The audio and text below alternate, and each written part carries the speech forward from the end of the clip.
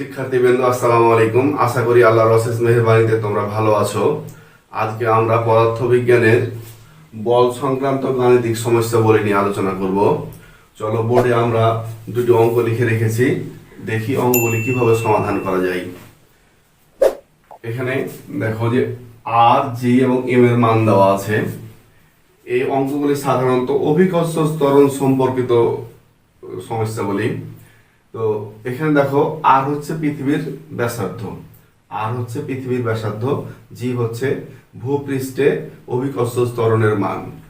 আর পৃথিবীর ব্যাসার্ধ আর জি হচ্ছে ভূপৃষ্ঠে অভিকর্ষ ত্বরণের মান। তাহলে পৃথিবীর ভর কত। চলো, এ ধরনের অঙ্ক করতে গেলে আমরা যে সমস্ত সমীকরণগুলো ব্যবহার করি বা সূত্রগুলো ব্যবহার করি সেগুলো দেখি। আমরা জানি অভিকর্ষ ত্বরণ জি সমান মহাকর্ষীয় ধ্রুবক জি এবং পৃথিবীর ভর এম বাই আর স্কোয়ার, অর্থাৎ আরটা হচ্ছে পৃথিবীর ব্যাসার্ধ। তাহলে পরে এখানে আমরা পেলাম জি মহাকর্ষীয় ধ্রুবক, আর এম হচ্ছে পৃথিবীর ভর এবং আর হচ্ছে পৃথিবীর ব্যাসার্ধ। আমরা দেখি এখানে আর এর মান কি দেওয়া আছে। আমরা যেভাবে পদার্থবিজ্ঞানের অঙ্ক লিখতে শিখিয়ে দিয়েছি সেভাবে আমরা লিখবো। বাংলায় লিখবো পৃথিবীর ব্যাসার্ধ, তারপর আর সমান পৃথিবীর ব্যাসার্ধ আর সমান 6.4 into 10 to the power 10 cube kilometre. তাহলে কিলোমিটারকে আমাদের মিটার করতে হবে। আমরা জানি বিষয়গুলি কিভাবে মিটার করতে হয়।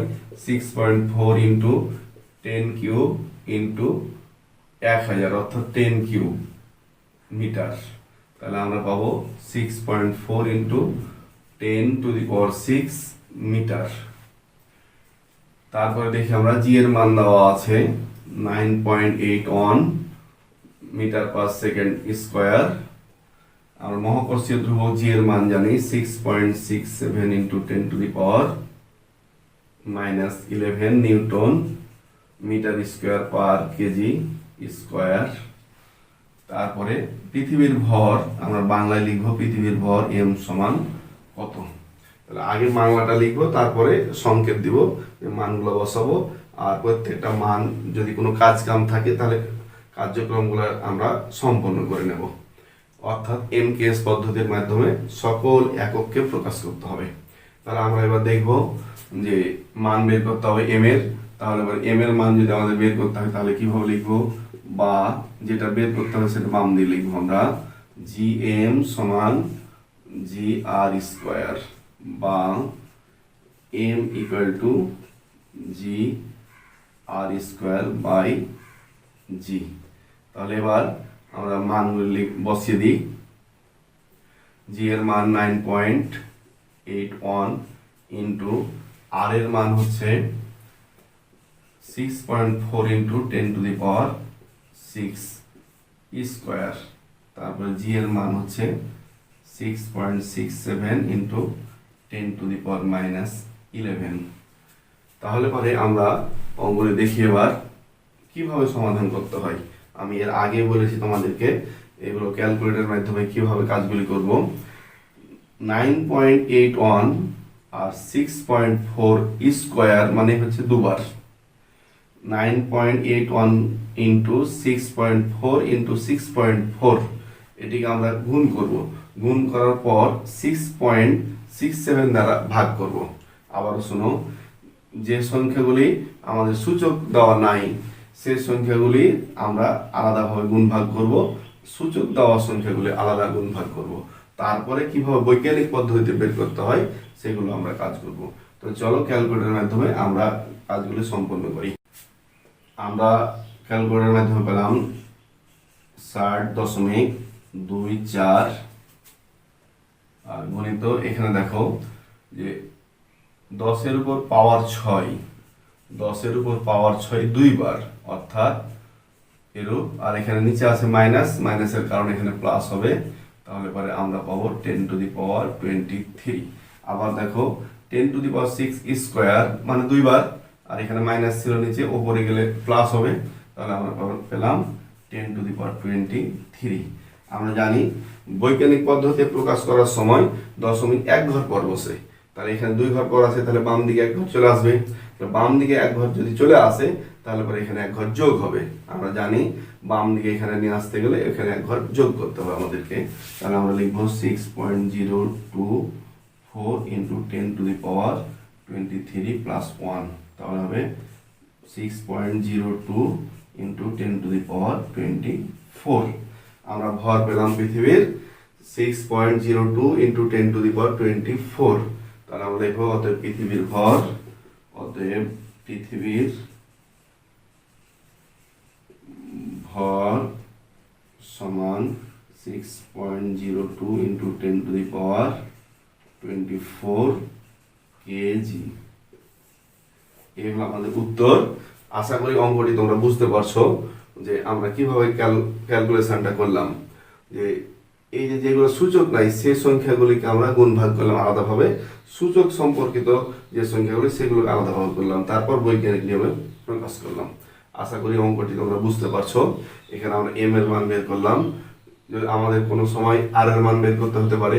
আর এর মান যদি বের করতে হয় তাহলে পরে আমরা সূত্রটি লিখব এভাবে যে আর স্কোয়ার ইকুয়াল টু GM/G।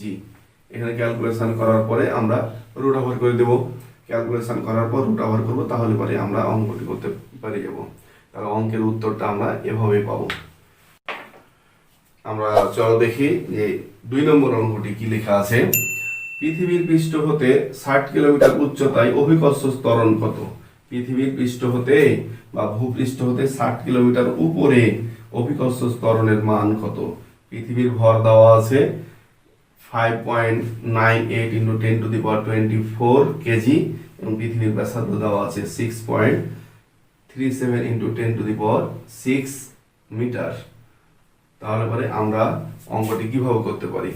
পৃথিবী ভূপৃষ্ঠের উপরে অভিকর্ষ ত্বরণ জি, আর ভূপৃষ্ঠ থেকে উপরে যদি যেতে হয় তাহলে সেখানে জি ড্যাশ আমরা বসাই।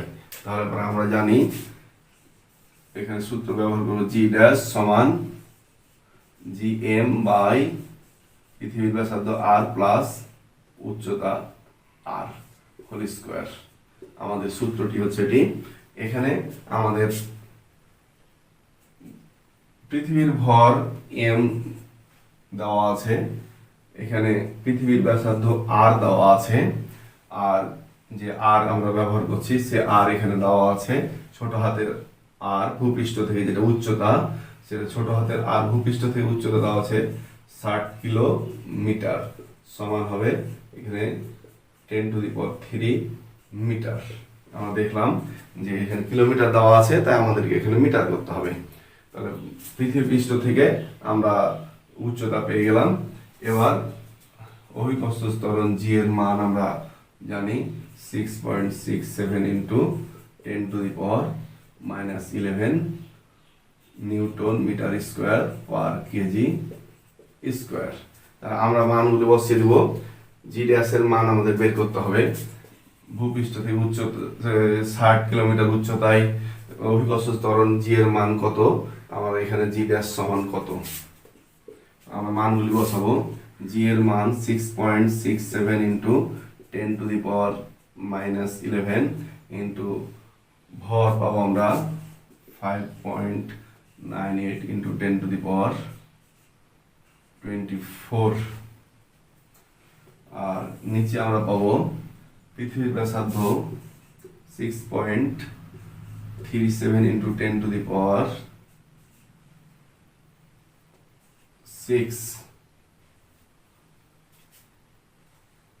প্লাস আমাদের পাবো এখানে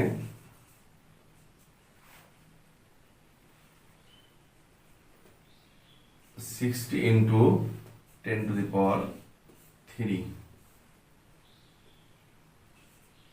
হোল স্কোয়ার।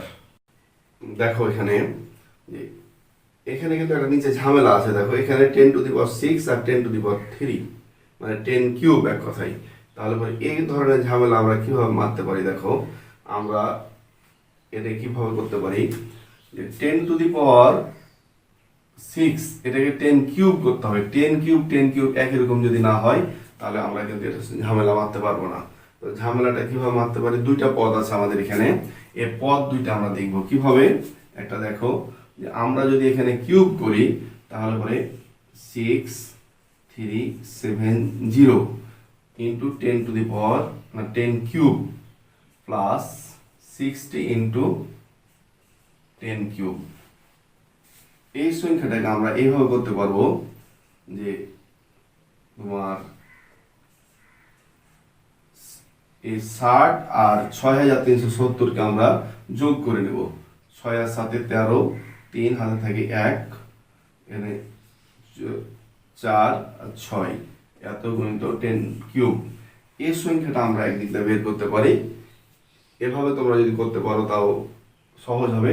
আর যদি এভাবে না করি আমরা তাহলে পরে পুরো সংখ্যাটাকে আমাদেরকে ভেঙে দিতে হবে। তাহলে আমরা যদি পুরো সংখ্যাটাকে না ভাঙি এভাবে করতে থাকি তাও আমরা অঙ্কটা সহজভাবে করতে পারবো।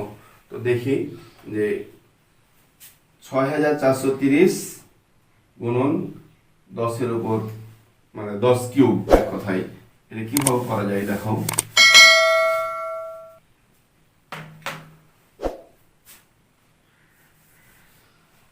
আমরা লিখলাম যে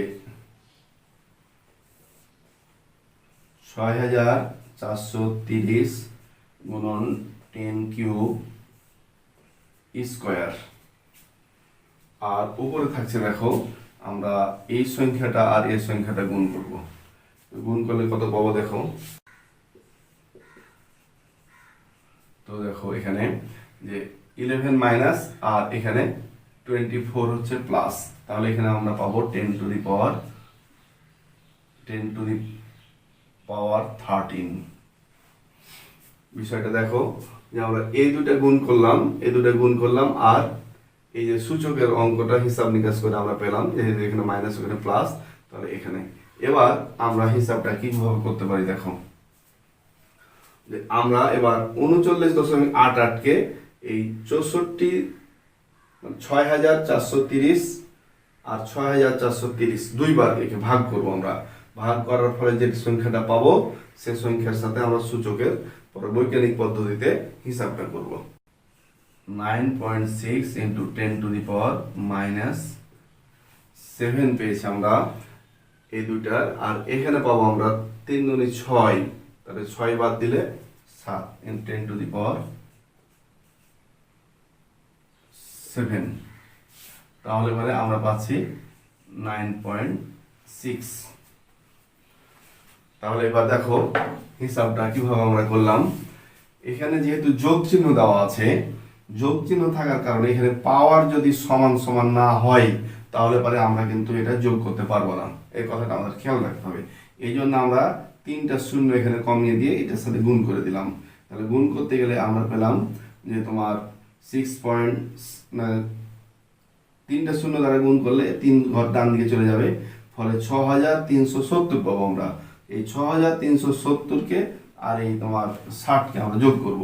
কেন যোগ করব? যদি তুমি খুব স্বাভাবিকভাবে বুঝতে চাও তাহলে এখানে 10 কিউব, এখানে 10 কিউব আমরা কমন নিব। তাহলে 10 কিউব আমরা যদি কমন নিই তাহলে পরে এই 6370 আর 60 যোগ অবস্থায় থাকবে। এই দুটাকে আমি যোগ করে বসালাম 6430, আর এই দুটো আমরা গুণ করলাম, আর এখানে আমরা সূচকের নিয়মে আমরা এখানে বসালাম 10 টু দি পাওয়ার 13। এবার দেখো যে 39.88 কে আমরা এই 6430 দ্বারা একবার ভাগ করলাম, যে ভাগফল পেলাম আবারও 6430 দিয়ে ভাগ করলাম, কারণ এখানে আছে আমার স্কোয়ার। এটাকে আবার অন্যভাবে করতে পারো তুমি, যে 6430 কে দুইবার গুণ করে যে গুণফল পাবা সেটা দিয়ে এই 39.88 কে তোমাকে ভাগ করতে হবে। ভাগ করার ফলে আমরা পেলাম 9.6 into 10 to the power minus 7। এটা আর এটা দুবার আমরা ভাগ করার মাধ্যমে যেটা পেলাম 9.6 into 10 to the power minus 7, আর এখানে 3 এর উপর স্কোয়ার আছে, তাহলে 3 আর 3 6 হবে, তাহলে 10 টু দি পাওয়ার 6 আর এখানে 10 টু দি পাওয়ার 13। তাহলে এই দুটাকে আমরা যদি কাজ করি তাহলে এখানে যেহেতু উপরে আছে আর এটা নিচে, তাহলে বিয়োগ হবে। বিয়োগ করলে 13 থেকে 6 বাদ দিলে 7 হয়, তাহলে 10 টু দি পাওয়ার 7। এই 10 to the power minus 7, 10 to the power plus 7 কেটে গেল, 9.6 আমরা পেয়ে গেলাম। তাহলে পরে আশা করি বুঝতে পারছো বিষয়টা কিভাবে আমাদের কাজ করলাম। আমরা খেয়াল রাখবো সবসময় যে আমাদের অঙ্কগুলি যখন আমরা করব তখন আমাদের সূচকের সংখ্যার হিসাব নিকাশ আলাদা করব, সাধারণ সংখ্যার হিসাব নিকাশ আলাদা করব, দিয়ে সব শেষে আমরা বৈজ্ঞানিক পদ্ধতির মাধ্যমে এই উত্তরগুলা সমাধান করব। তাহলে আশা করি অঙ্কটি বুঝতে পারছি। আমরা দেখলাম ভূপৃষ্ঠ হতে 60 কিলোমিটার উচ্চতায় অভিকর্ষ ত্বরণের মান কত। তো আমরা হিসাব নিকাশ করে পেলাম যে ভূপৃষ্ঠ হতে 60 কিলোমিটার উপরে আমাদের অভিকর্ষ ত্বরণের মান হবে 9.6 মিটার পার সেকেন্ড স্কোয়ার। আমরা লিখব তাহলে পরে যে অভিকর্ষ ত্বরণ সমান 9.6 মিটার পার সেকেন্ড স্কোয়ার। প্রায় যেহেতু অনেক দশমিকের ব্যাপার আছে, আমরা এখানে প্রায় ধরে নিলাম যে মানটা প্রায় এত হবে। তো আশা করি তোমরা অঙ্কটা বুঝতে পারছো। এভাবে বিভিন্ন ধরনের অঙ্ক তোমাদের বই, গাইড এবং তোমাদের টেস্ট পেপারে দেওয়া থাকতে পারে। এগুলো কালেকশন করে তোমরা অঙ্কগুলি প্র্যাকটিস করবে। কখনো হয়তো তোমাদের অভিকর্ষ ত্বরণের মান দেওয়া থাকতে পারে, এখানে এম এর মান চাইতে পারে, অথবা আর এর মান চাইতে পারে, অথবা তোমার এগুলো সব দেওয়া আছে। এই ভূপৃষ্ঠ হতে কতখানি উচ্চতায় জি এর মান এত হবে, এটাও চাইতে পারে। যাই চাক না কেন, আমরা সমীকরণে মান বসিয়ে সুন্দর এবং ভালোভাবে ঠান্ডা মাথায় ক্যালকুলেটরের সাহায্যে হিসাব নিকাশ করে আমরা এগুলো বের করতে পারি। তবে মনে রাখবে, ক্যালকুলেটর ব্যবহার করার সময় একবার না ব্যবহার করে একাধিকবার বের করবে, কারণ যে কোনো সময় তোমাদের ভুল হতে পারে। তো আমরা বুঝতে পারছি অঙ্কগুলো কিভাবে করা যায়। তো সবাই ভালো থাকো, সুস্থ থাকো। আল্লাহ হাফেজ, আসসালামু আলাইকুম।